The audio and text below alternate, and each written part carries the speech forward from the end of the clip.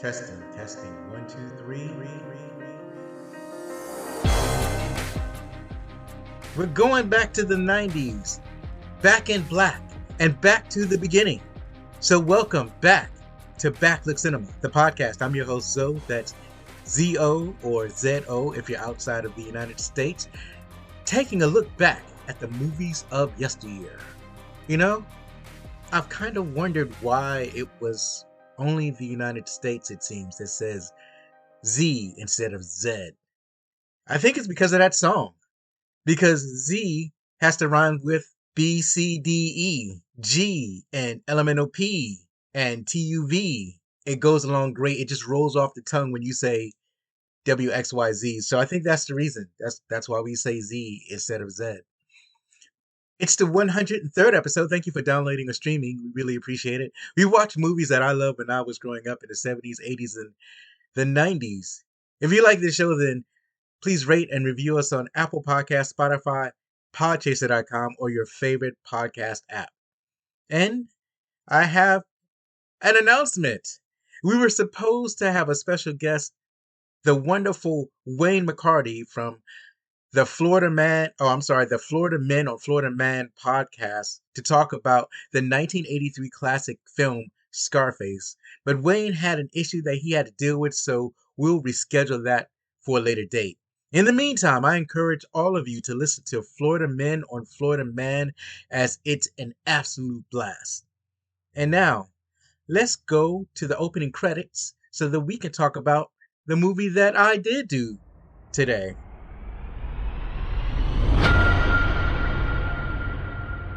So, today's movie is Blade, based on the little-known Marvel Comics character. Blade is a half-vampire, half-human, sworn to rid the world of vampires one nest at a time. Having all of the vampire strengths and none of their weaknesses, Blade is joined by his mentor, Whistler, and a hematologist, Dr. Jensen, in his effort to track down and eliminate a vampire leader in New York City named Deacon Frost. They discover that Frost has plans that may be catastrophic for the entire world. Blade was released August 21st, 1998, produced by Amin-Ra Films, Imaginary Forces, and Marvel Enterprises. It grossed over $70 million in the US and Canada and over $131 million worldwide on a reported estimated $45 million budget. And it had mixed reviews, but it was a modest hit. It basically showed, it was way better, I think, than anybody had ever expected. And it showed that superhero movies, that genre, had some cojones, because it was on the back foot. This movie was released a year after, I think it was one of the X-Men movies, or basically one of the superhero movies that didn't do well or didn't do as expected. And it was a movie that suggested that, superhero movies was a fad that was going to go away.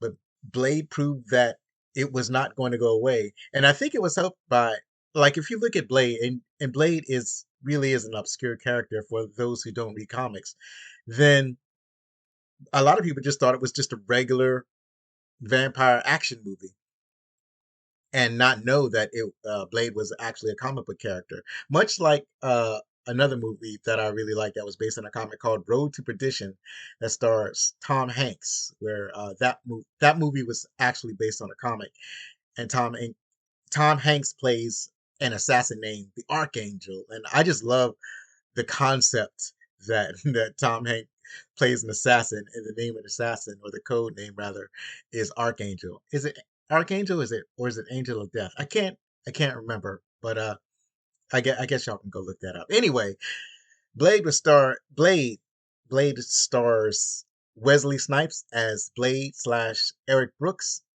He's also been in the classic White Men Can't Jump, which I hear is being remade, and I've seen the trailer.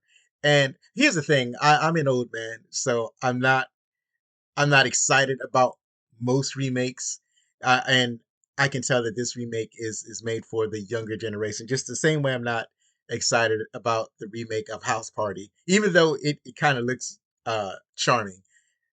It looks charming, and I can see where they're going with it, but I'm not overly excited about it. But that's because I'm clinging to the classics that I grew up with, and I'm sure that people who saw, well, like I'm trying to think of like the Italian Job, that remake. I'm pretty sure that people love the original version of the Italian Job, or Ocean's 11, that remake with George Clooney. I'm pretty sure that people who saw the original Ocean's 11 really love. I think that's with Frank Sinatra. Really love that movie. So Wesley Snipes has recently appeared in Dolomite Is My Name, and he's outstanding in that movie. And you'll be able to hear him soon as he's voicing a character on Marvel's Moon Girl and Devil Dinosaur animated series. So he's keeping busy. Up next is Stephen Dorff. He plays Deacon Frost. You may have seen him in Immortals or Felon or a little movie called Somewhere. Up next is Chris Christopherson. He plays Abraham Whistler. You may have seen him in Payback from 1999, A Star is Born from 1976, and he's also been in, among his expansive film credits, he's also been in He's Just Not That Into You. Next is Boucher Wright. She played Dr. Karen Jensen. She's also been in Dead Presidents, Zebrahead, and Fresh. Sadly, she hasn't been in that many movies. She sort of quit acting early in her career after the tragic death of her father, but I think she's starting to make like really small appearances. I think she was in a film as recently as 2018, but there was a huge gap between her last movie, I think that came out in 2006, and the movie that she appeared in 2018, or at least she was credited in appearing in that movie. Donald Logue played Peter Quinn. He's also been in Zodiac, The Patriot, and I know him from his role in the TV series called Gotham, where he played Harvey Bullock. Udo Kier played Dragonetti. He's also been in Swan Song, Bukaru, and Downsizing. And I hear that he plays vampires rather frequently. Arlie Jover plays Mercury. She's also been in Axalto, Overkill, A Permanent Patient, and The Girl with the Dragon Tattoo. And then we have Tracy Lord. She's plays Raquel. She's she actually she seems to have a higher bidding than her appearance would suggest. She's only in like the first few minutes of the film, the very first scene where in Blade's first battle. She's pretty much the first named actor that you see when the movie opens, and well, actually after the cold open, and then after the cold open and the credits, and then she's the next main actor that you see. So she's not in the movie very long, but she's notable because she was a former adult actress appearing in adult films, and she wanted to transition into regular TV and movies. And so this is one of her earlier projects, appearing in this movie, and it was kind of a big deal. Like the press made a big deal out of her being in this movie, being that she was a former adult actress, basically trying to get out of that business. And her earliest her earliest role in a major movie was Crybaby. She's also appeared in Excision and Zack and Miri Make a Porno. Kevin Patrick Walls played Officer Krieger. You may have seen him in Scream or Soul Keeper. He has not had a lot of movie or TV appearances. Tim Guinee plays Curtis Webb. You may have seen him in Iron Man or 99 Homes. The very notable actor Sanaa Lathan played Vanessa Brooks. You may have seen her in Aliens vs. Predator, Love and Basketball, and a bunch of TV and movie projects that she has made an appearance in, or maybe you heard her voice in the animation that she voiced in. She has been steady acting for a long time. Like every year, you see her in something. And finally, we have Eric Edwards. He played Pearl. He's also been in Candyman and The Little Rascals from 1994. This movie was directed by Stephen Norrington. I think he has a background in special effects, and that would explain why the special effects in Blade look so good. But he's not that great of a director. So he also directed The League of Extraordinary Gentlemen, The Last Minute, and Death Machine. Now I don't know about the last two movies that I just mentioned, but along with Blade, these are the only movies that he directed. After The League of Extraordinary Gentlemen, they basically that was basically the end of his directorial career. So enough said about Mr. Norrington. Let's move along to the writer. This movie was written by David S. Goyer. He's also written for The Man of Steel and much of the Snyderverse. He also wrote the Christopher Nolan Batman series and a little film called Dark City. I wish I could talk about that movie on the show, but I never seen Dark City. I didn't see it when it came out, and I just never got around to seeing it. But it was definitely a movie that was influenced by The Matrix, and it's also something that I've been wanting to see. The music was by Mark Isham. He has 194 composer credits to his name. The music in this film has an electronic kind of grungy. Is it grungy? What's the headbanging? It's headbanging music. It's absolutely awesome. And he's also composed music for Judas and the Black Messiah, Crash, and The Accountant. So that's it for the opening credits. And if you're enjoying the show, remember that you can get t-shirts, hoodies, mugs, face masks, jerseys, and more at our website at backlickcinema.com/shop. After this musical cue, we will come back to talk about our favorite parts.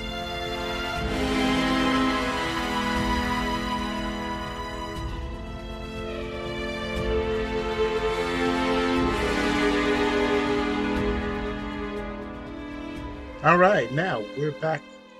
This is a segment where we talk about our favorite parts, or I should say, my favorite parts of Blade.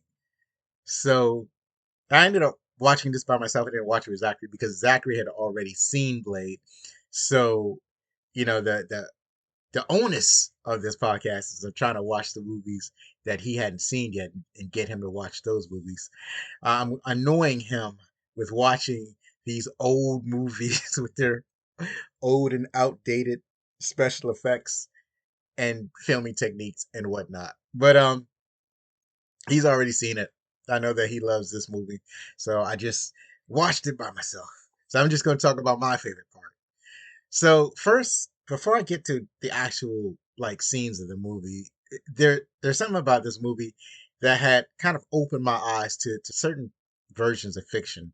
So I want to get started with how Blade looks in the film compared to how he looked in the comics. So when he first debuted in the comics, he had on rather colorful, loose-fitting clothes, and then as the character was further developed, he was more of he's more of a dude that kind of just wears black clothing and and like a black leather coat. Or later on, after the movie came out, you more often see him in a black leather trench coat, and he most often just had swords and knives to, or wooden stakes to fight vampires. And the movie is different because the movie has a different mythology when they deal with the vampires. So along with swords and knives, he also has lots of guns. He has a shotgun, he has a submachine gun, and then a lot of gadgets. So he's different in that way. In the comics, he I guess in earlier versions he had an afro because it was like in the 60s and 70s. I forgot when he debuted. I think he debuted in like the late '60s. So he had an afro, or even if he debuted in the '70s, he would have had an afro.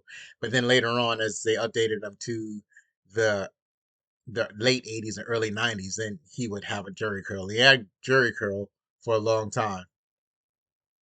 And if you don't know what a jerry curl is, it's kind of it's basically really curly wet hair. So black people would put some chemicals in their hair, and it would be curly. It was always wet.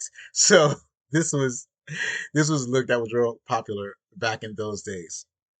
I myself have never really had a jerry curl. This is something that you really had to go to. Well, you didn't have to go to like a beauty salon to do it, but it was best done in a beauty salon or a barber shop. Oh, Michael Jackson. Michael Jackson sported a jerry curl. So just kind of look up images of Michael Jackson when at the time that he was doing his Thriller album. That's peak Jerry curl at the time of the Thriller album. That's the ultimate Jerry curl if you want to see what I'm talking about. So one of the things that I really liked about Blade in the movie was his hairstyle. So in the movie, it can be described as a Philly or like a military haircut. It was sort of like a military haircut, but then in the back of his head, it was kind of tapered in the back, and it blended with the tattoo that was on the back of his neck. And I thought that was pretty awesome. It was a pretty awesome addition, adding a tattoo that kind of blended with the back of his head. It was beautiful. It was a beautiful thing that they did. Shout out to the art department or whoever had come up with that. Also, it's one of the things that the movie added that wasn't in the comics is that Blade wore body armor. So he had body armor and he had a long leather jacket and black pants, and and then obviously straps and stuff for his weapons and whatnot. And that was his look, and that was a great thing about this movie. It made him look so cool, and it was just like one of the coolest characters that you can see on film. And it was just a great how they transformed him into such a cool and capable character. So another thing I want to talk about is vampire lore. Vampire lore is very different in this movie than it is in other versions of vampire lore. One of the things that this movie did for me is kind of opened up to the realization that different mythologies or different stories about vampires are going to have their own rules, their own mythologies, their own way of telling a story about vampires. So there's the classical stories about vampires where vampires are supernatural creatures. They're able to transform into different animals, or they can transform into mists. Sometimes they can fly. Sometimes they can hypnotize people or charm people. And they tend to be vulnerable to sunlight. Like, depending on the lore, either they'll burst into flame immediately when exposed to the sun, or it might happen more slowly. In some versions, the older they get, the more resistant they are to the sun, but they're almost always extremely vulnerable to sunlight. And most stories about vampire follow that particular trope. The other thing is that vampires obviously drink blood. I've not seen a deviation of this particular trope. I mean, it doesn't make sense to have a vampire story if the vampires don't actually drink blood. Sometimes they drink and eat the flesh, but mostly it's just them drinking the blood.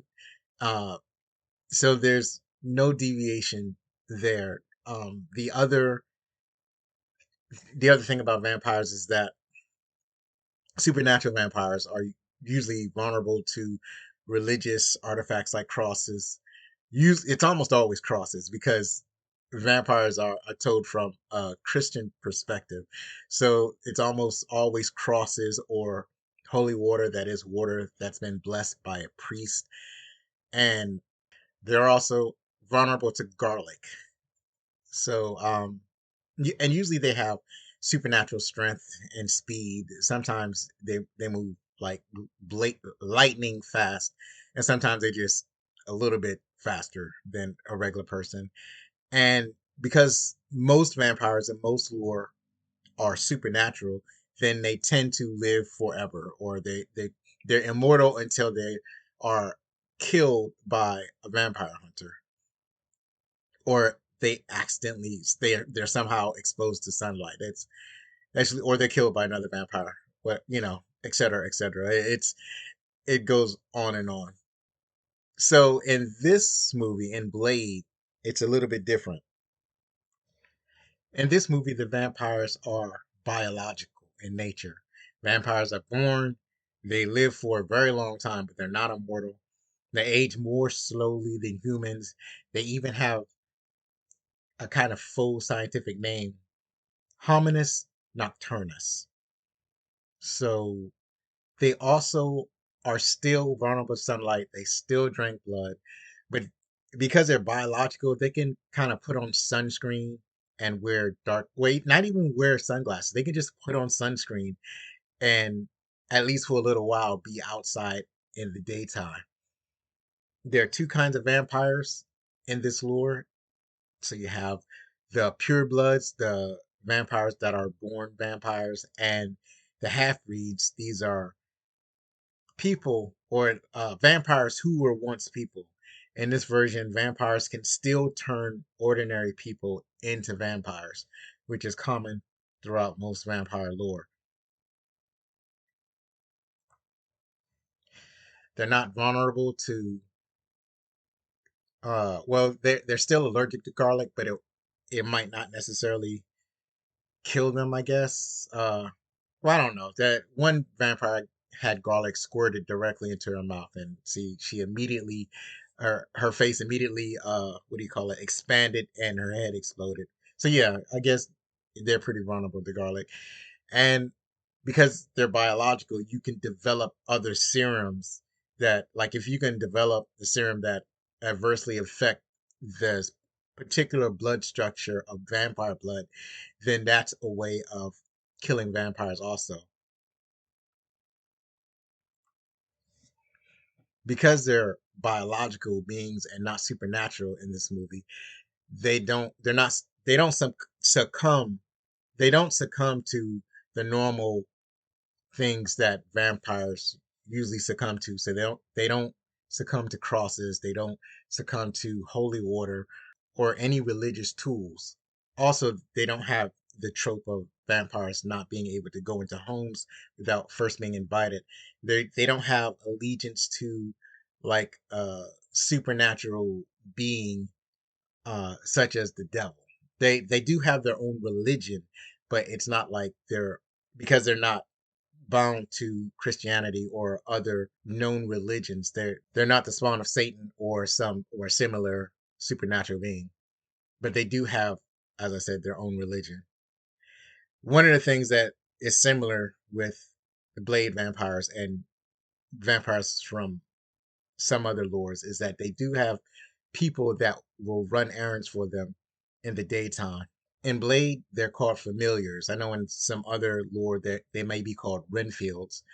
So in Blade, the familiars are people who give their allegiance to vampires and they willingly allow vampires to feed off of them, and they'll run errands for vampires and in the hopes that the vampire that they're owing their allegiance to will someday turn them into vampires as well.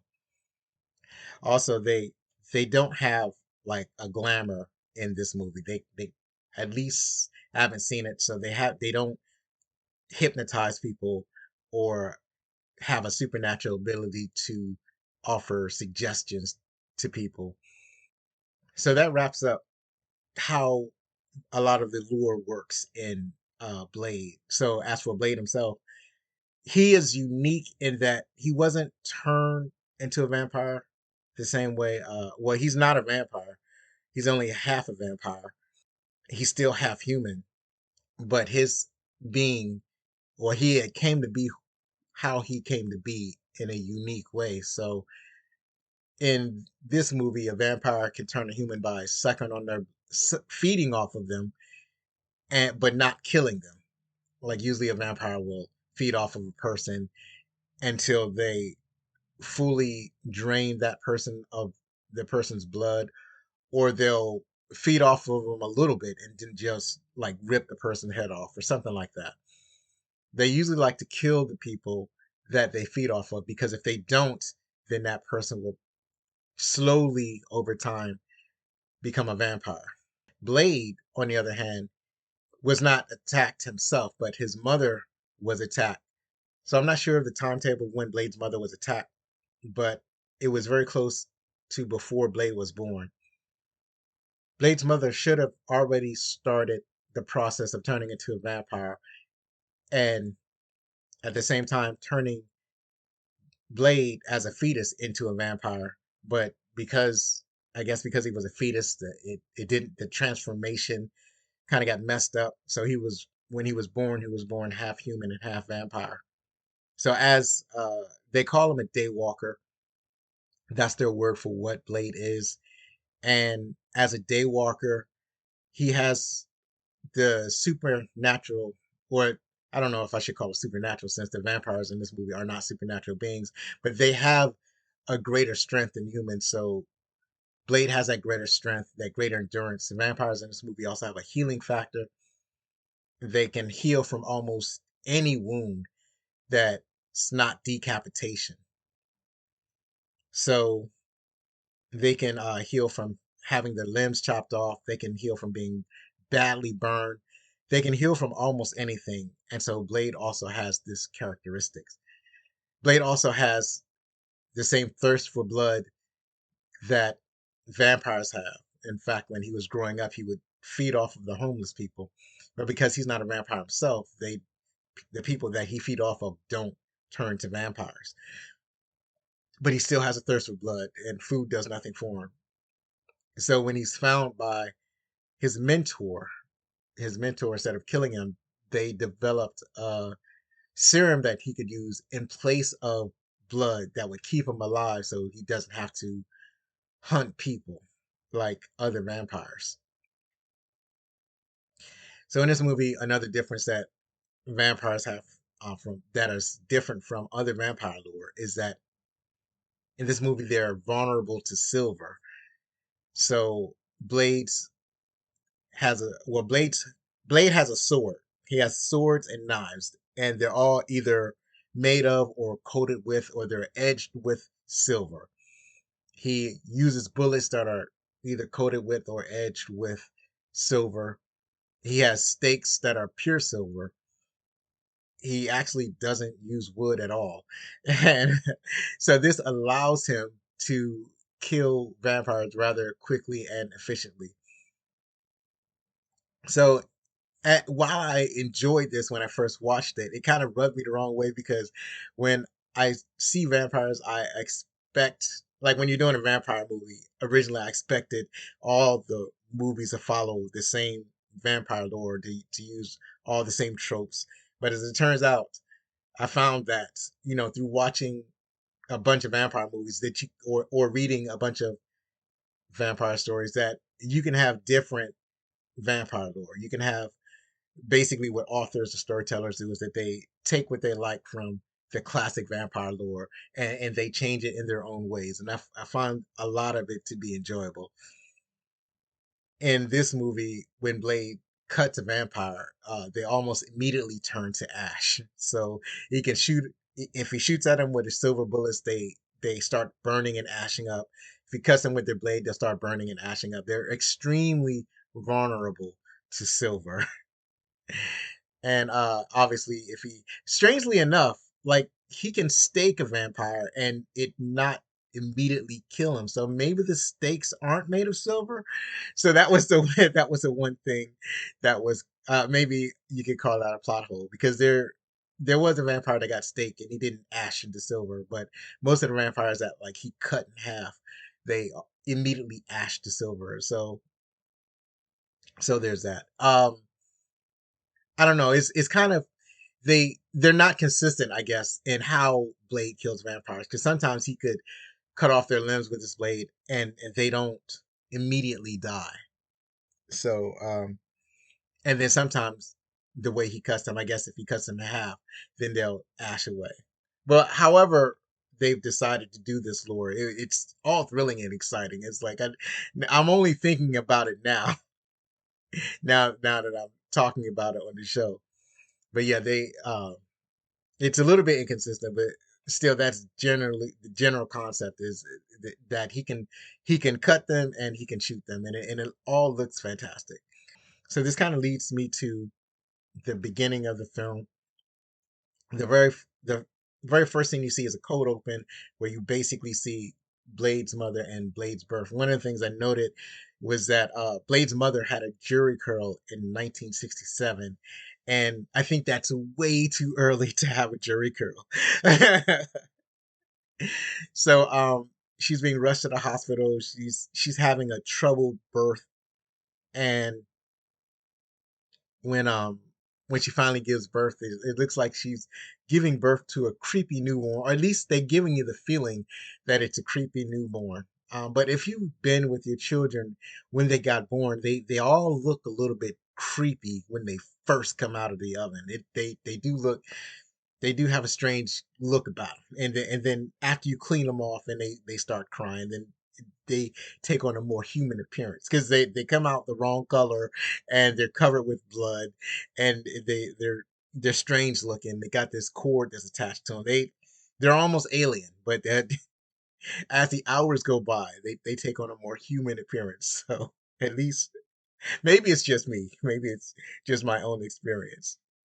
As I mentioned, Tracy Lords, after the credits, the first main character that you see, and she's taking some dude to a rave. So there's a bunch of techno music at the rave, and people are dancing. And it's like after she brings him there, she kind of ditches him, and now he's in a crowded rave party or a club, like just wandering around and bumping into people. It's like this place is absolutely packed with people. And then the sprinklers go off, but it's not water that comes out the sprinklers. It's some red substance, and the dude is like, "What is this red stuff coming out the sprinklers?" And he determines that it's blood, and as it starts to freak out, and then all of the dancers around him that this on this packed dance floor that he's been bumping into, now they're all like hissing at him and gaping their mouths at him, and some of them seem to have like really large teeth, and then you know, and then they start pushing them and knocking them down and basically attacking them, but not in a way that would cause any permanent damage, but just is more like harassment the way they attacked him. And then in the middle of the attack, the sprinklers they stop, and then some dude walks in and he's wearing all black. And strangely enough, even though like the sprinklers don't stop all the way, it's like it's the dude is walking in and the sprinklers going off, and then it stops. But even though the sprinklers were just on as the dude walked in, he is pristine in the black clothes that he was wearing. He's told there's not a drop of blood on him. And then people start saying, "Oh man, that's him. That's the Daywalker. That's the Daywalker. That's Blade." And yeah, it's Blade. And it's like that's an amazing entrance. He just comes in, just walk in almost like he's coming in for a stroll on the dance floor. And then obviously they all start attacking. I forgot if he starts shooting them or he starts punching them. I can't remember how it all started, but it's it's an outstanding action sequence where there's a bunch of shooting and cutting with the blade and with his sword. And it's like he does in succession. Like first he'll like shoot him up, and then not really after he runs out of bullet, just basically he's tired or bored of shooting them, and then he'll start cutting them with his blade or engaging in hand-to-hand combat. He seems like a guy that's having a time of his life eliminating vampires, and as he cuts them or shoots them, as I mentioned earlier, that the vampires ash up. Now the special effects in this movie, obviously it's aged a little bit, but at the time it seemed, what's the word I'm looking for? It seemed awesome at the time that this movie came out. But here's a word about special effects from older movies. So I listen to a lot of shows, and a lot of shows they talk about special effects. They talk about how the special effects hadn't held up, like a special effects of like 1990 or 1996, something like that from that movie hadn't held up, and you can see the wires, you can see where it looks like a cartoon or what have you. And the thing about it is that it's not supposed to hold up. Like the only reason that we know that it doesn't hold up is because special effects have improved dramatically over the years. Like if you're talking about a movie that came out in 2022, then yeah, well, that it's a valid criticism to say that this the special effects aren't good. But we're talking about a movie from 1996, so of course, and most people when they watch these old movies, these when they're watching these old movies, they're watching them on 4K TVs or they're watching them on 1040p TVs, or they're watching it in a format where you can see every pristine details. These movies weren't meant to be seen this way. I'm thinking about how directors they'll go on TV and they'll talk about you need to see my movie. You need to see my movie at a movie theater. You can't watch this on TV. You got to watch it in a movie theater. Mostly they're concerned about frame rates or lighting or the sound that's coming from the TV. But I think also they're probably talking about how there are certain things that you can see on an ultra high definition TV that you can't see in a movie theater. So when you watch it at home, you can see all the things that they attempted to hide when you watched it in a movie theater. So like when you're watching a movie, yeah, these special effects and things like that, they're supposed to age. But in Blade, it ages pretty well. It's like a lot of the things they happen so fast that you don't really notice it. He ashes a lot of vampires, and you see their flesh turns to ash, and then their bones are exposed, and you can kind of tell that the bones look a little cartoony. But like I said at the time, and when this movie came out in the late '90s, it looked awesome. So the action and the fight choreography is absolutely outstanding. The fight scenes in this movie are top notch. So you have the raid bloodbath, and after he kills all the vampires, like there's only like one human left, and Blade checks the back of his neck to make sure that he's just a human. The familiars that I mentioned earlier, they have a tattoo in the back of their neck, so that's what Blade is looking for. He's looking to see if this person is here because he owed his allegiance to a vampire. Then he determines that the person is just a victim. So that's the end of the opening fight scene, and that opening fight scene is undefeated. So there's a few vampires get away. Like some of the vampires fight, but a lot of the vampires just run out. And one of the vampires that he attacks is Peter Quinn, played by Donald Logue. Peter Quinn is like one of the main characters. He's one of the guys that gets his arm cut off by Blade. I think his arm is cut off by the elbow or something like that. But he's able to get away. And no, he doesn't get away. That's the one that gets staked to the wall. But the stakes, even though the stakes are made of silver, the stakes don't ash him immediately. So he stakes to the wall, and this is a vampire that Blade has been chasing for a while, and he knows that this guy is a lieutenant of the main vampire he's after, Deacon Frost. So he says that, I've tried to capture you a lot. I've tried to get you a lot of times, and maybe this time I'll burn you. So Blade burns this vampire as the vampire is staked to the wall.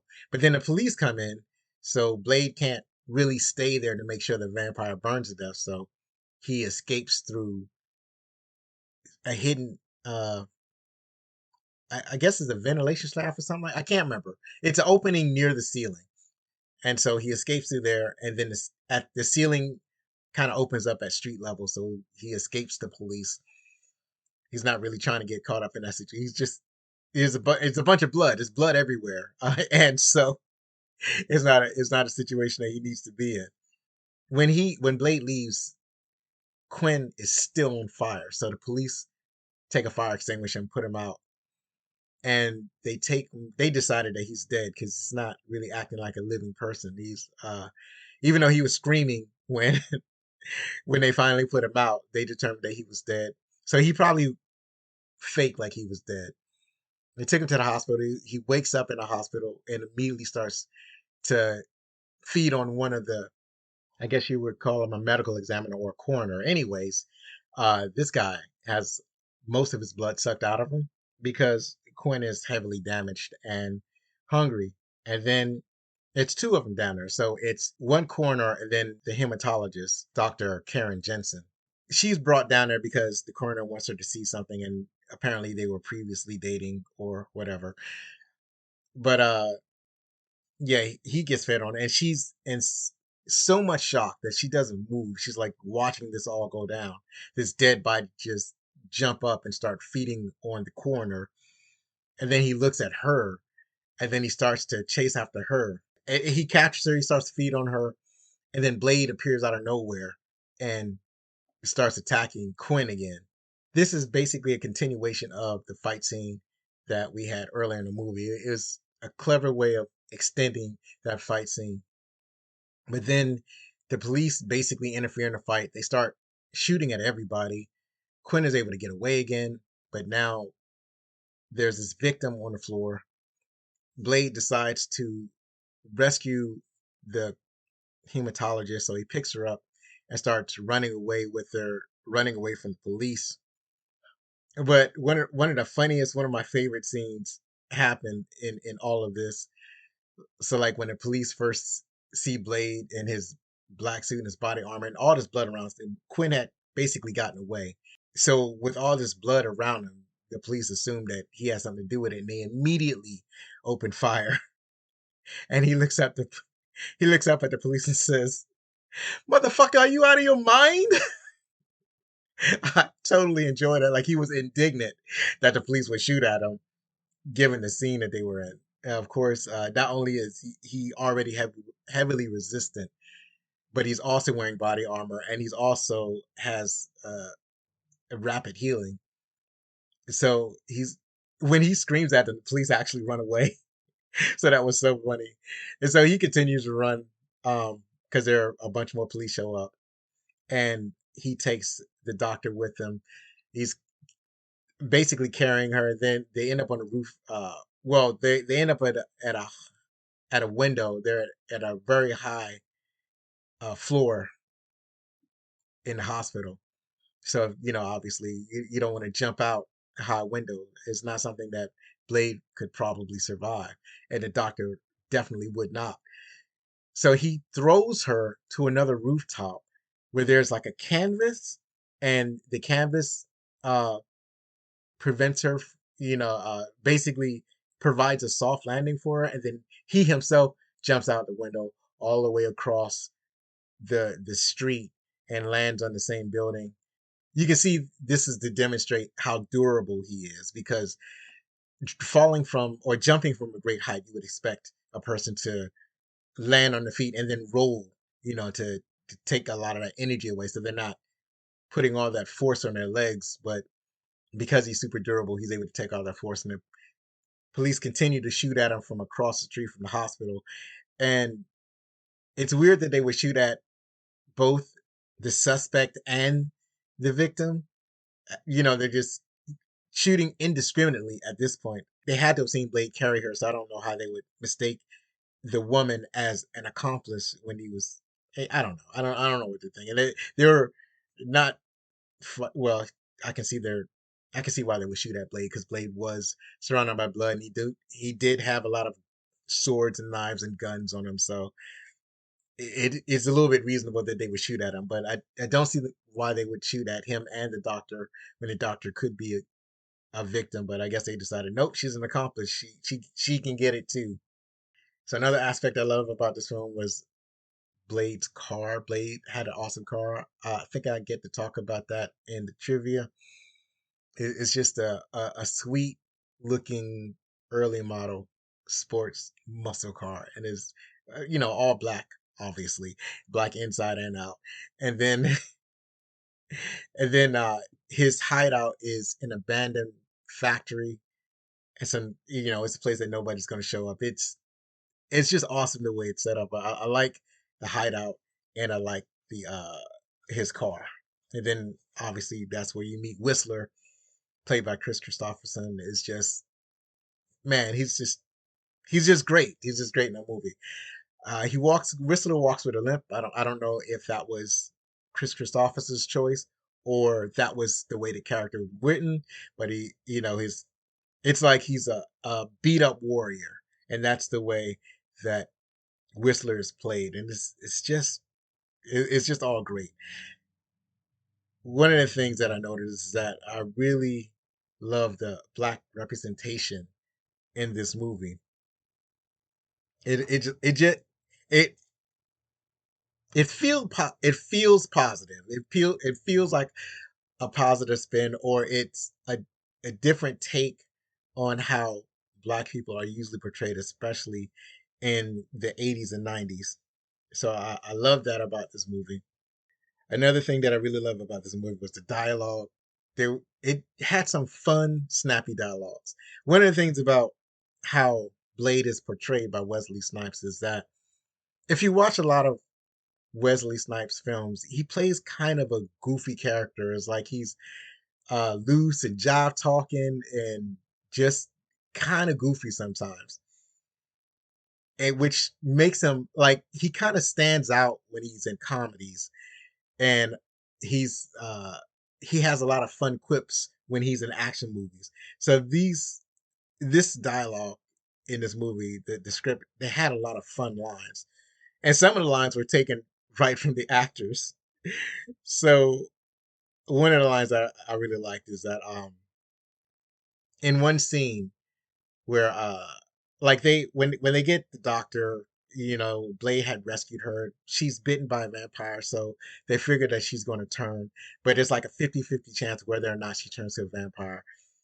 And Whistler tells her that, you're going to you, if you feel like you're going to change to a vampire, like if you feel a thirst that you can't quench, then buy yourself a gun and take care of yourself. And if you don't take care of yourself, then there's an alternative that you're probably not going to like. And the implications that Blade is going to hunt her down if she fully turns to a vampire.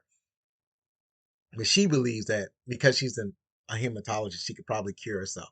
So that's when she's determined to figure out how she can cure herself of the vampirism.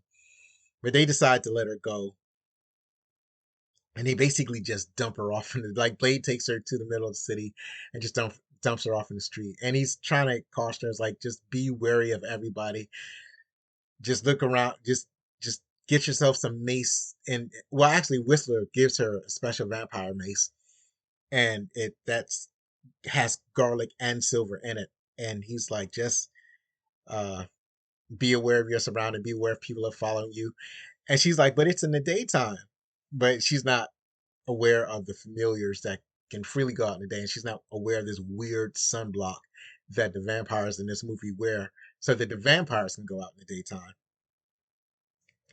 So they go and so she goes in her apartment, and she has to run in with one of the familiars, and the Blade shows up again out of nowhere, and basically he's attacking the familiar because he wants that familiar to tell him where Deacon Frost is. So that particular familiar was Officer Krieger, played by Kevin Patrick Walls. But what I liked about it, it's another great line. So there are scenes where you see Blade go buy stuff and he pays for the stuff with like gold watches. And then you see where he gets this stuff from. It's like he starts taking off watches and any jewelry that Officer Krieger might have. And this is all happening at the doctor's apartment. Dr. Jensen is like, "What are you doing? You're robbing him?" And and Blade replies, "How do you think we fund this organization? We're not the March of Dimes." I love that. They have stuff like that all throughout this movie. I also like the smart exposition they have in this movie. You're learning about a new lore. So the main reason for Dr. Karen Johnson, that particular character, because she's human, she has to learn about the world of vampires that Blade is trying to teach her. What Blade and Whistler want her to do is to pack herself up and move out of the city because she's going to be hunted by vampires. And if she becomes a vampire, then she's going to be hunted by Blade. But she's determined that she's going to stick with Blade because she doesn't feel safe anyplace else. So she basically forces a partnership with Blade and Whistler. So through her, we learn about this movie, about the lore of this movie. So she's always asking questions. And then that's how we learn about Blade's origins. That's how we learn about how vampires work in this particular mythology. And it's done, you don't get one massive info dump. They kind of, uh, you get a little bit along the way as required by the story. And I think I don't mind exposition as much as some other people might, but I'm just glad in this movie it's not a massive info dump. It's like you get it as you need it. You learn just enough to push the story along, and then when you need to learn more, you know more, and you learn it through her because she's the one asking all the questions. Another line that I like is when Blade says, "It's open season on all suckheads." That's his derogatory term for vampires. That's that's really cool. So there's another scene where they're looking for information and they track down a vampire named Pearl. Pearl is a massively obese vampire. It's not even, it's like he's greater than obese. Like he's so big that he can't move. It's like his body is like it's barely it's an amorphous blob. It's like the only thing you really recognize are his arms that are sticking out the side of his body. He's so massive that you can't really tell where his legs are. It's like huge. He's surrounded by blood bags. He can't, I guess they come around to feed him. He's basically the archivist for that particular coven of or brood, or what do you call a group of vampires? That particular nest of vampires. So there's a scene where they Blade and the doctor are torturing this vampire with UV light. Like in the Dr. Karen is kind of enjoying torturing this vampire with with the UV light. She'll turn it on and burn him until he gives up more information, and then he'll start to lie. So she'll burn him some more with to get more information until he starts telling the truth. And it is that's a fun scene. It's interesting to see her kind of enjoy torturing people as twi- as sick and twisted as that might sound. So this kind of leads into Blade 2. Because in this movie, we we witness, or we're supposed to witness, Whistler's death. And I remember watching Blade 2 and Whistler is back. It's like, how is Whistler back? Whistler's supposed to be dead. So in this movie, the vampires find out where Whistler is. So they find Blade's hideout, and Blade's not there. And so they start beating the crap out of Whistler. Whistler himself is a vampire hunter, but he's kind of semi-retired, so he doesn't actually hunt vampires actively. He just makes weapons for Blade, and every once in a while he goes and rescue Blade when Blade gets in trouble. But he basically stays behind most of the time. He's old. His body is beaten, so he's not going to be as able to fight vampires as a younger person is. So and besides, their vampires are faster and stronger anyway. So they just beat the crap out of Whistler. Um, I forget why. I guess to get information on where Blade is, or just to beat him up because that will put him out of commission, so that they don't have to worry about Whistler anymore. So Blade comes back and they find Whistler. Well, he finds Whistler, all beaten up, busted, and broken. And so Whistler asks for Blade's gun, and uh, the implication is that Whistler is dying, so he's going to shoot himself. He's not bitten or anything, but he just feels like he doesn't want to. You can't really bother with hospitals and stuff like that. So Whistler, it is implied that Whistler commits suicide using Blade's gun, but when you watch Blade 2, Whistler's back, and it always bothered me that Whistler came back in Blade 2. But they don't show Whistler actually pointing a gun to his head and pulling the trigger. They don't show any of that. All you have is a gunshot in the background and then Whistler's hand falling out his side. So that's how they skated that. They basically they don't say it in Blade 2, but the implication is Whistler didn't actually kill himself and he basically survived the beating that was given to him by all the vampires. So he came back for Blade 2 and Blade 3.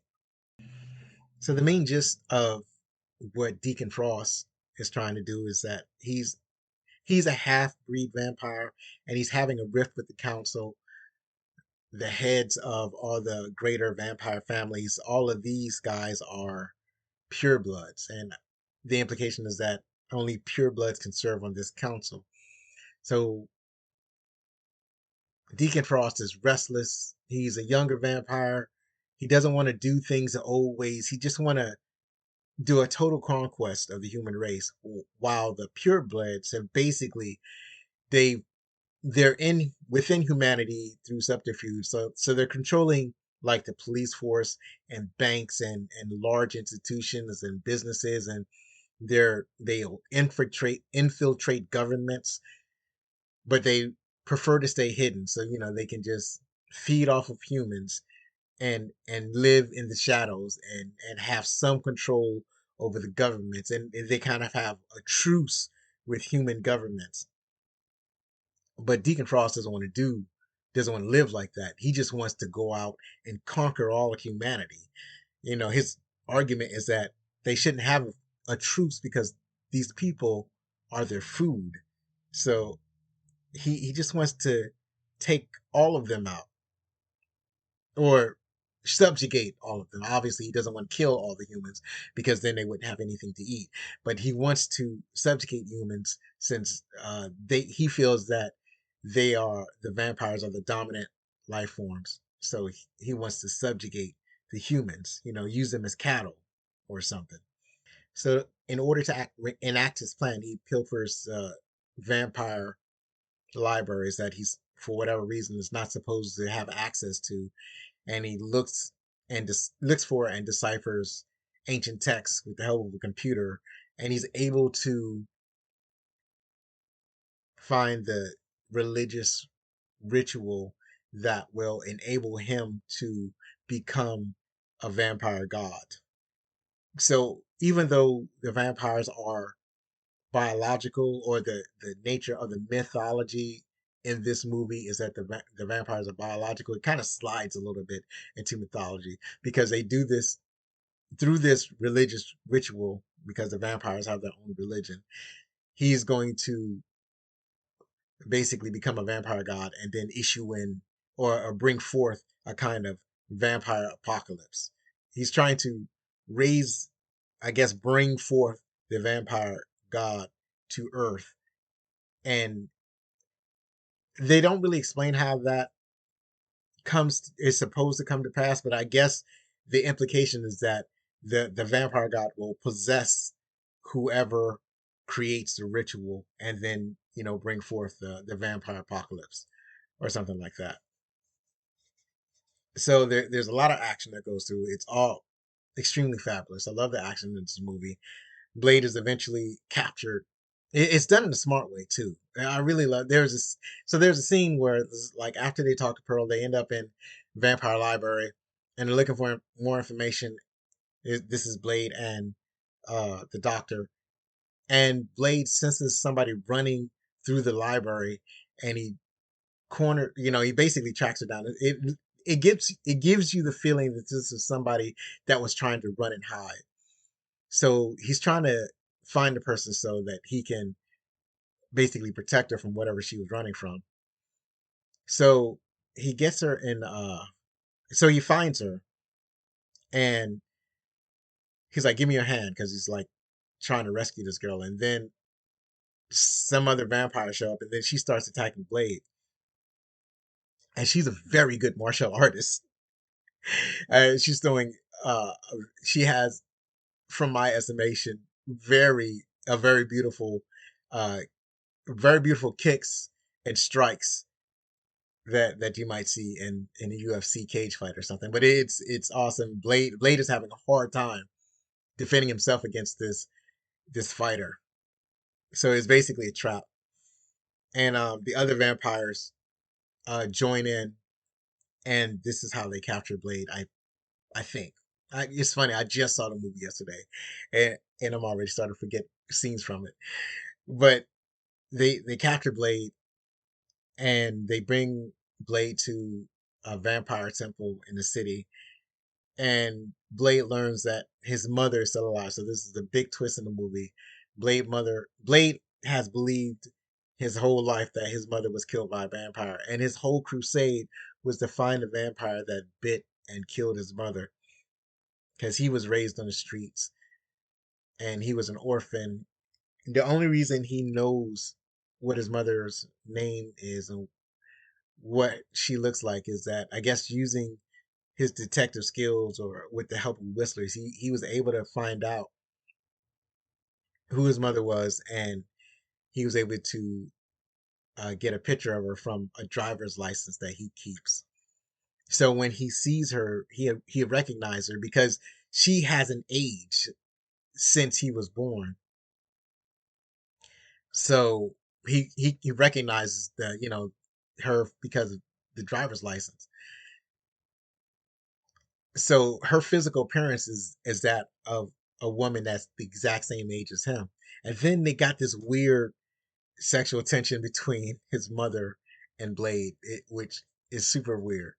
And it turns out that the vampire that bit his mother was Deacon Frost himself, and his mother and Deacon Frost are actually lovers. Like she's fully into, like she's changed. She's a vampire. She's a full vampire. She's fully into being a vampire, and it's kind of messed up because apparently this entire time with her, because you only barely glimpse her in an earlier scene in the movie, and so by the time they show the twist, you see her in full, and basically you come to the understanding that she knew the whole time that Blade and Deacon Frost had been fighting for years and didn't and she never revealed herself to Blade. It's just kind of crazy that a mother would behave that way. But, we in real life we have stranger mothers, I guess. So um so Blade is as I said, Blade is captured, he's put into this, it's kind of like a coffin, and where it's a coffin like thing that's but it's standing up. It's a vertical coffin thing, and when it's closed up, it's designed to drain his blood, and his blood, because he's a half breed, half vampire, half human. That's the blood that they need for the ritual, and they also need the members of the family for the ritual. So basically, Deacon Cross has everything he needs for for this ritual to take place to transform him into a god. And in the meantime, the doctor is thrown into uh it's kind of like a dungeon with with a different version of the vampire. Like when sometimes when people get transformed into vampires, they become worse versions of vampires that are so bad that they actually hunt vampires as well as humans. So they're not fully they're more like zombies than vampires. So like they still, drink blood or whatever, but they don't have, they're like crazy vampires, I guess.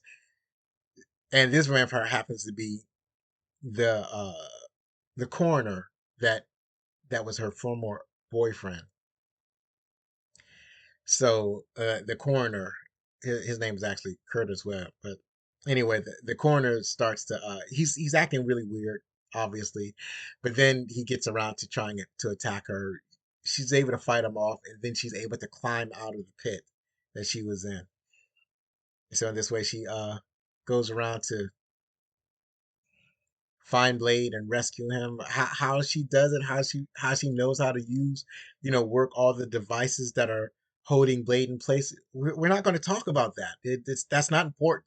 The only thing that's important is that she rescued Blade. Now, one of the things that this film does is that it follows almost every vampire trope in every vampire movie you ever saw is that Blade has not only is he drained of his own blood, but he hasn't had his serum for a while. So he is extreme. He's weak. He's weak from blood loss and not having eaten. So he's done for essentially. The trope is that this pseudo love interest or the love interest offers herself as a vessel so that Blade can feed upon. Like she says, "Go ahead, drink my blood." Is this the only part that I didn't particularly like, but because it's like, oh, they're gonna do that trope again. But it is what it is.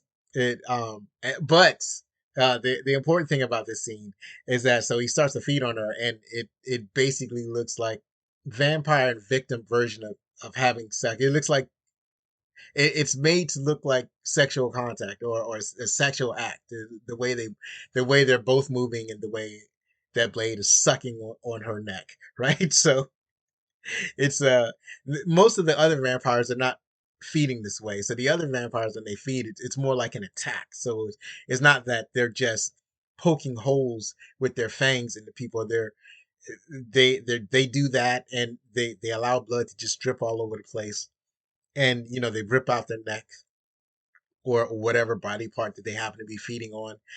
Very sloppy eater, blood all over the place. With Blade, he's a very clean eater. It's like he's not allowing blood to squash all over the place, and he's not ripping huge holes in his victim's neck. It's a very clean feeding, and it looks all sexual. It's made to resemble sex because vampires are the sexiest monsters, and there's a lot of like sexual representation. Is that the word I'm looking for?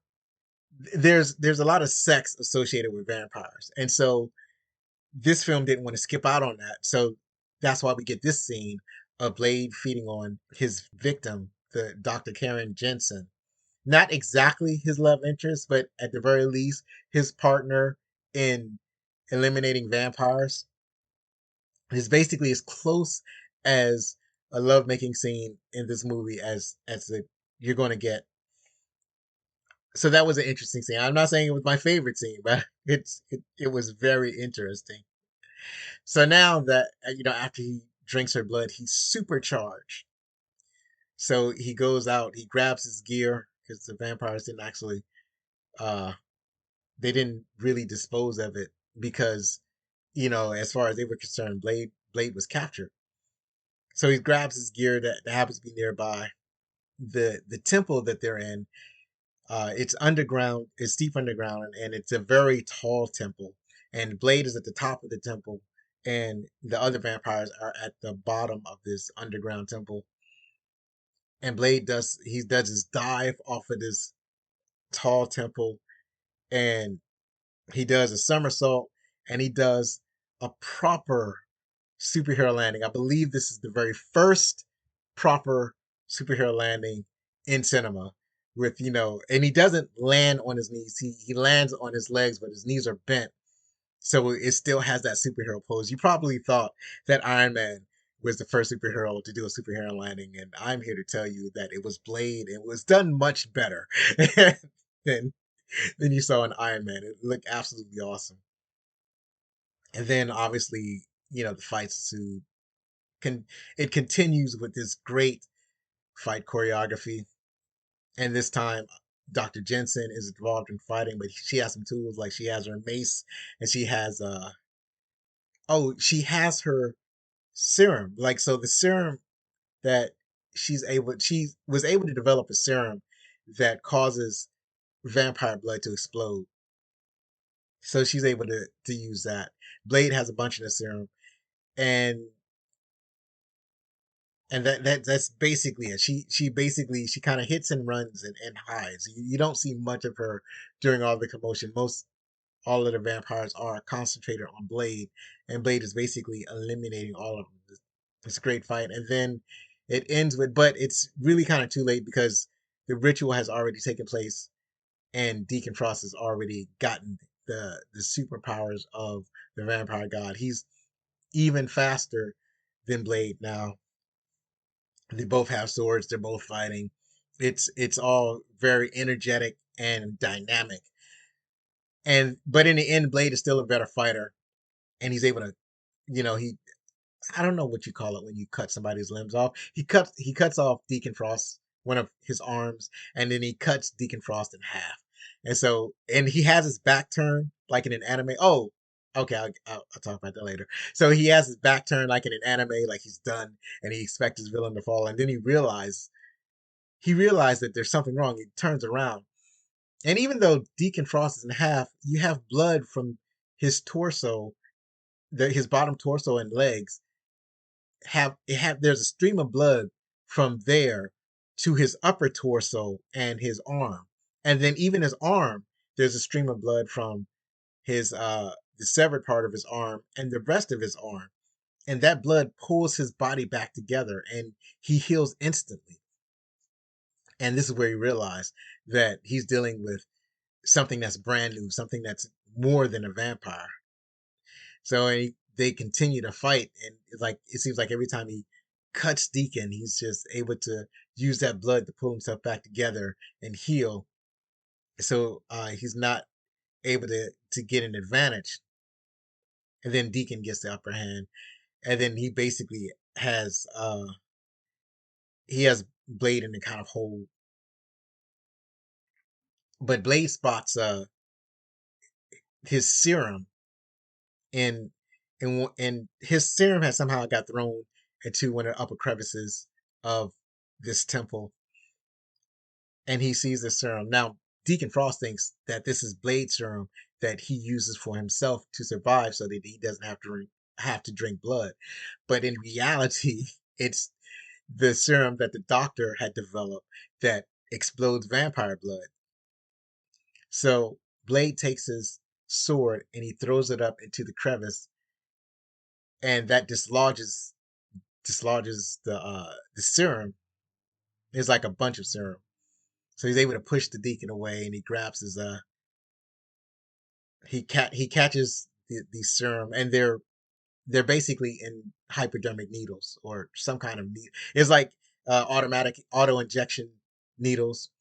So he throws one at Deacon, and it auto injects the serum in, and Deacon is surprised, but he's not. It's not like he's fully going to uh like one of these things aren't going to kill him, because he's like a super vampire. And then Blade throws all of these auto injection serums at Deacon, and now he's full of them. And then the Deacon's blood starts to boil, because the blood was a thing that kept pulling him back together, but now the blood itself is being attacked.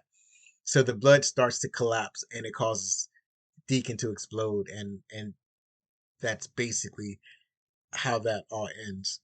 So before this fight had even started, one of the things that had happened is that Blade was running towards Deacon up this ramp, and he has his sword behind him. It was like, oh my god, that looks just like anime. There's a lot of things that I feel like they've taken from anime. I didn't see anything in the trivia that suggested that they had gotten inspiration from anime, but there were a lot of things in the fight sequences where I feel like they got the inspiration in anime. There's a scene where during the Blade Deacon fight where they're sword fighting, and they're sword fighting like really fast, and I feel like that's been taken from anime. The way that Blade cuts somebody and he turns his back, that looks like it was taken from anime. There are a lot of great artistic choices in the fight scenes. It just has me giddy with laughter, and I love the style of this movie and the style of the fight scenes. So I can just watch this movie just for the fight scenes, and I'd be satisfied. And then one of the best lines in the movie was, I'll mention it in the trivia, but it's so this is when Blade says, some motherfuckers are always trying to skate uphill. And what, or some motherfuckers are always trying to ice skate uphill. And that's a beautiful line. And I'll tell you in the trivia how that came about. And then I liked how so Blade decides, like, he doesn't, the woman has developed the cure for vampirism. She cures herself. She offers it to Blade, but Blade decides that there are other vampires out there. So he's going to put up with being a half human, half vampire until he vanquishes all of the vampire.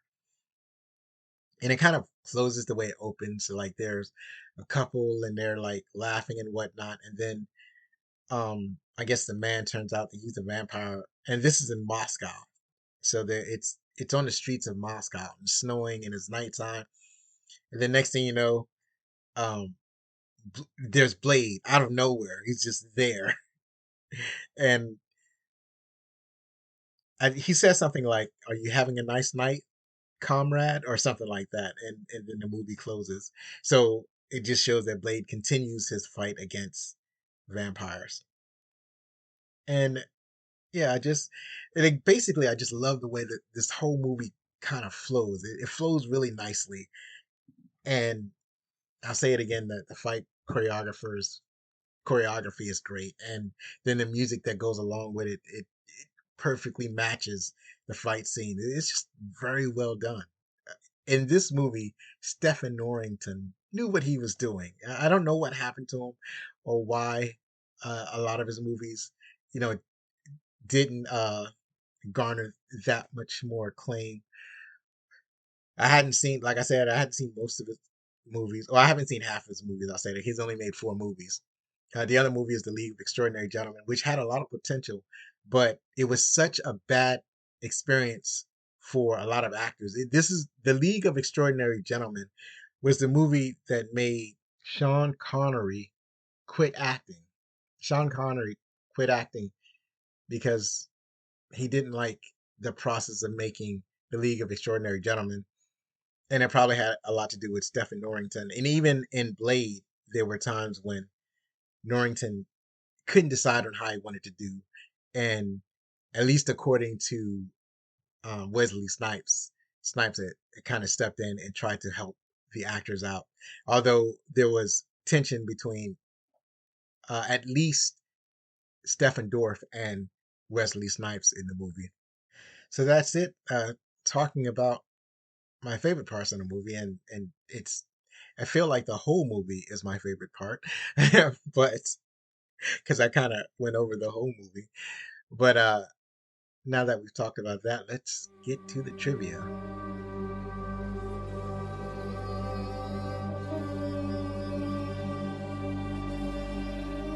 All right, now it's time for the trivia brought to us by IMDb.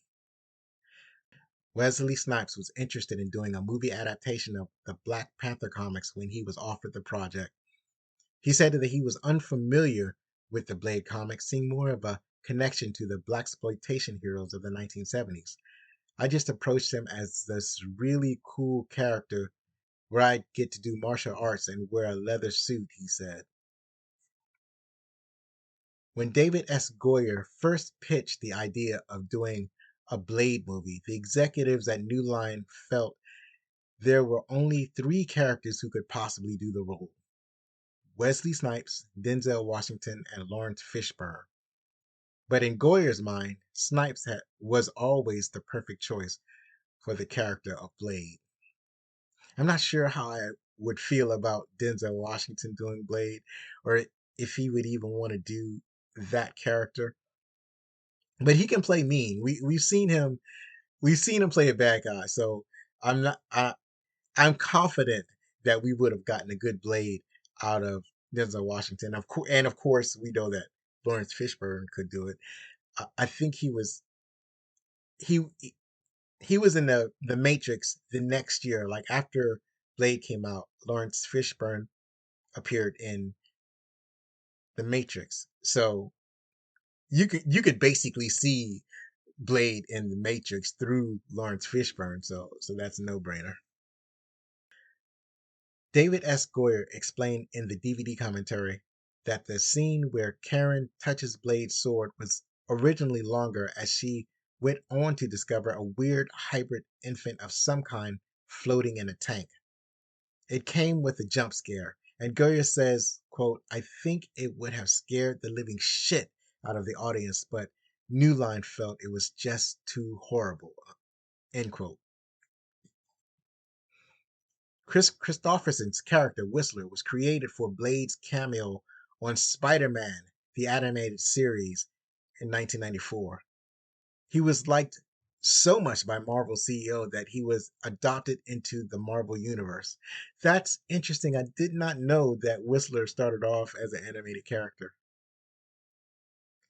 The scene where Quinn, played by Donald Logue, attacks Karen in the hospital corridor features lots of screaming, but they knew something was wrong when Logue started yelling too.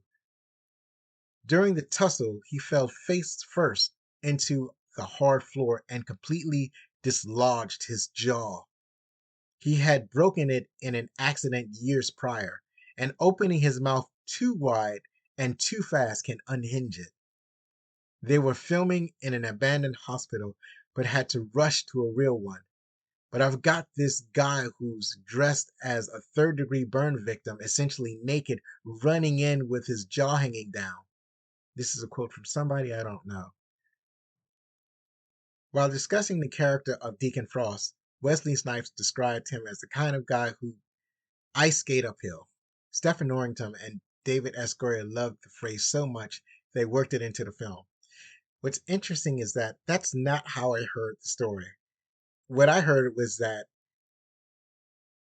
Wesley Snipes was on the phone with somebody, like his agent or a friend of his.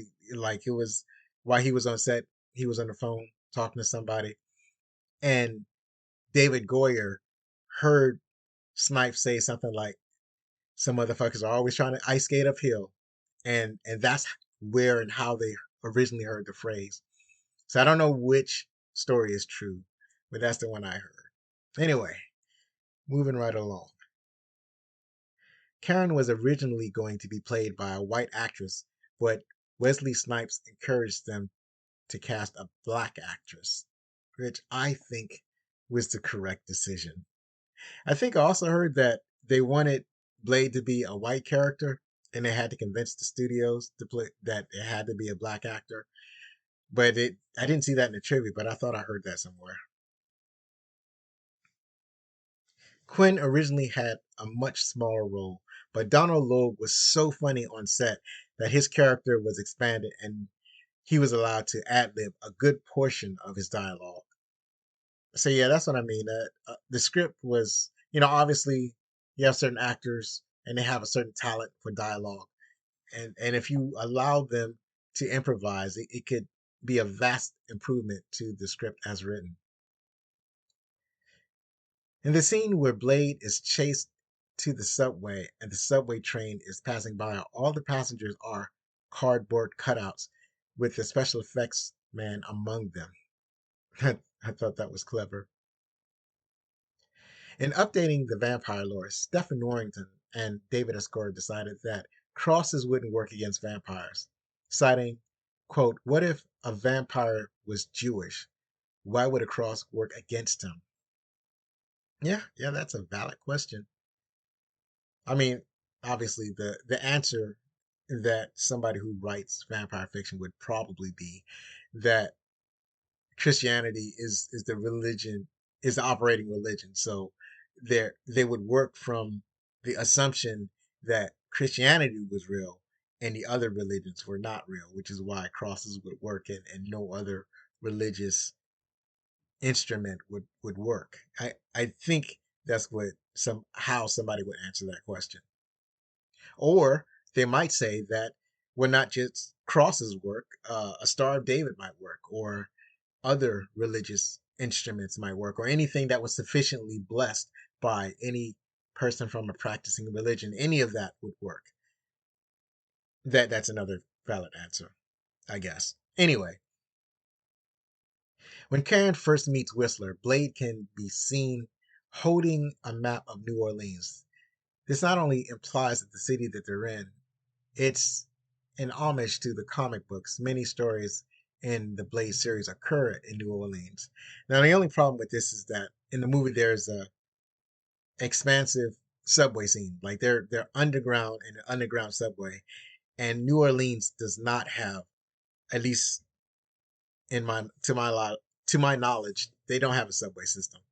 At least not one as significant as the one that we see in the movie. And I always thought this movie was New York City, but now that I think about it, they don't actually say where they are, and you don't see any New York City landmarks.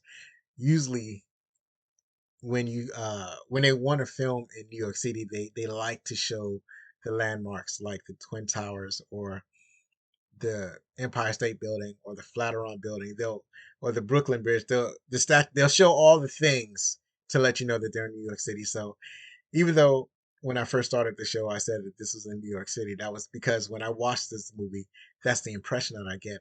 But I think when they didn't want to name the city, so this is really a nameless city in this movie. Stanley originally had a cameo that was ultimately cut from the movie. He played one of the cops that came into the Blood Club during the aftermath and discovered Quinn's body on fire. So that would have been neat. I don't know why they cut that. According to Wesley Snipes and Stephen Dorff, on the commentary, Snipes had thoughts on the scene where Blade and Deacon Frost, played by Dorff, face off during the day in a busy street. Quote, the issue with this scene, end quote, involved scheduling realities and Norrington's uncertainty as to what he wanted. It was one of Dorff's first days, quote, and the guy hadn't had the chance to figure out what his character was, let alone play the dynamics of the scene, end quote. Snipes tried to help, which, quote, was very delicate, end quote. And it paid off. He told Dorff, quote, we need more, end quote. And it finally clicked, resulting in a powerful interaction between the two. Stephen Dorff doesn't disagree, but he does add that it was an interesting day, in part because people like David Fincher were visiting the set. He had also been rehearsing for hours and felt his performance was growing stale. So when Snipes stopped to watch the playback and to remind Dorff that he was a producer and therefore has more say on the film, the, the two grew antagonistic. Quote, the most tense situations on a movie tend to make the best movies, end quote. I'm not sure if all of these quotes are Dorff's quotes or some of them are Wesley Snipes or maybe all of them are Snipes quotes. I'm not exactly sure. I probably should have did a little bit more research on how this particular bit of trivia was written in IMDb. But anyway, moving right along. The success of this film, especially since it followed the derided Batman and Robin from 1997, is often considered the beginning of the rise of the superhero genre to become dominant in mainstream films. And not only the rise of the superhero genre, but the rise of Marvel Studios. I mentioned earlier that one of the producers was Marvel Enterprises. That's what it was called. But then after this movie, that's when you started to see the Marvel uh, fanfare start to show up. So first it was just the red Marvel label, and then after that you start to see uh, the red Marvel, the whole logo and the fanfare and all of that slowly started being added. So that's it started with Blade 2, I think. I don't think that the X-Men movie had it because the X-Men came out after Blade, and I don't think the Spider-Man movie had it. But by the time you had Blade 2, that's when you see Marvel start to come to the forefront, and eventually, Marvel Studios came about, and then they were bought by Disney, and then the rest is history. But most people agree that it really started all with Blade. The scene where Karen and Deacon are talking about the cure for vampirism initially ran a bit longer and answered the question of how the vampires would feed if everybody was turned into a vampire. They would keep some human alive in giant blood bags to harvest them. The bags can still be seen in a doorway during the scene and later played an integral part of the plot in Blade Trinity from 2004. It was also the underlying plot structure for the movie Daybreakers from 2009. I mean, yeah, you just can't turn everybody into a vampire. You're going to have to keep some people around, or you're going to end up, with vampires eating vampires, I guess, or I don't know how, or vampires eating animals, and then I don't know how all that's going to work. And then obviously you're going to have the humans reproduce because you just can't keep them in body bags. So you're going to have human farms. It needed to be a whole thing. But anyway, uh, for the next bit of trivia, this alludes to one of my favorite parts of the film. Blade's car is a 1968 Dodge Charger with various modifications. That is a beautiful vehicle. In the original Marvel Comics storyline, the character Blade was English, not American. It's weird because I don't think I read a whole bunch of Blade in the comics, but whenever I did read Blade in the comics, I always read him in my head. He sounded like he had an American accent, so I didn't know that he was originally created as a British person. Stephen Norrington stated that the cause of the blobulous vampire Pearl's obese size was the creature gaining a lust for infants and children as he loves to eat their hearts. Pearl took 4 people to perform, one at the head, one at each arm, and one operating the feet. He's surrounded by used blood bags and debris, but originally they wanted dead children scattered around, as well as saying Pearl was too big to move around easily and would need easy prey. Pearl was so large that a set had to be built around him. It was about 700 pounds of latex skin that had to be moved with the forklift. So yeah, they went all out for Pearl. I mentioned Pearl was a vampire that got tortured with the UV light, but yeah, they went all out. Ebony Adams, who is credited as martial arts kid, was a national competitor coming in under Grandmaster Billy Blanks, the Taibo inventor and star of several films such as Hidden Tiger in 1996. She had to be tracked down, according to Wesley Snipes in the commentary. They have a fight in the library, which was a technique to surprise the audience with an unlikely adversary to Blade. So I talked about this earlier where, they're going through the library. He sees a girl running and he finds her and then she starts attacking him. And like I said, it's a beautiful fight sequence. Michael Morbius was to be used as the main antagonist in an eventual sequel, but the idea was dropped due to the fact that the character rights belonged to Spider-Man universe and their movie license was the property of Sony at the time. As a matter of fact, it's still the property of Sony, and we saw the results of Sony turning Michael Morbius into a movie. The vampire on the rooftop at the alternate ending of Blade is supposed to be Morbius. Now, here's the thing.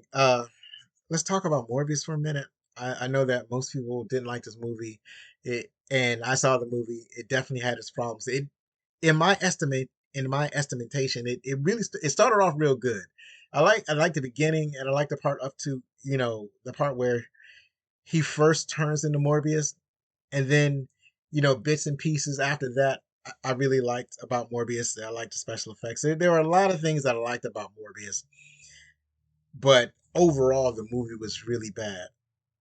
But here's the thing: there are those who say that Michael Morbius is an obscure character. They shouldn't be making a movie with such an obscure character, and at the same time, Michael Morbius was like how would that work? How would a vampire movie work where the vampire is supposed to be the good guy?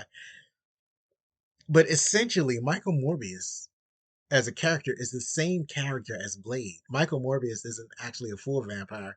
He's kind of like a half vampire, half human, but his situation is slightly different. And we saw in Blade that an obscure character that's half vampire, half human, and basically an anti-hero, it works. It works in Blade. Blade made it work, and Michael Morbius is essentially the same character. He was just this the character was just sacked with a bad movie.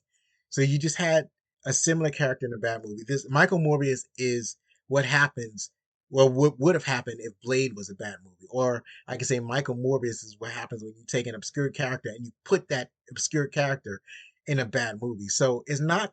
There's nothing wrong with the character of Morbius. Morbius could have been a great movie, but it was a bad story. I don't think the script was all that bad, but the story was bad. The overall story, the it was just bad, and it could have been, and maybe it was the script, but it could have been so much better because it started off pretty good, but it went sideways, and it had a lot of logic problems. So kind of a disappointment. We almost got a really good movie.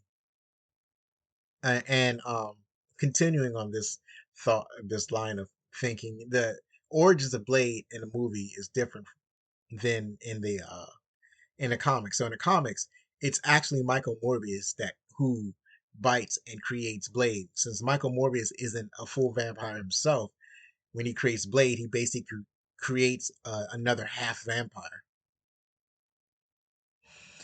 So that those are my thoughts on Morbius. Deacon Frost is reimagined as a more Generation X type of character. And in this context, when we're talking about Generation X, we're talking about a young person, like Generation X in 1990s. So this is Generation X as a very young man in his early 20s. His comic book counterpart was an older German accented white haired gentleman that hailed from 1868. Blade himself is also younger, having been born in 1967 instead of 1929. So that's pretty interesting. In 2004, screenwriter David S. Goyer revealed to MovieWeb a little known fact that David Fincher got involved with Blade after Seven in 1995 and admits that he helped Goyer develop the script. He was actually going to direct until, for unknown reasons, he didn't end up doing it. A UCLA linguistics professor, Victoria Fromkin, was hired to design a vampire language after Fromkin was creator of the Paktu's language from the TV series Land of the Lost from 1974. Despite the fact that the vampire language was finally used for two scenes, when a vampire elder berates Frost and when Pearl yells about the blood god, that later Blade repeats to Frost during their meeting in the city park. Although it sounds like Slavic or Hungarian to hint its Eastern European origins as a reference for Transylvania, Fromkin intermixed vaguely Russian and Czech words to create Vampire's language.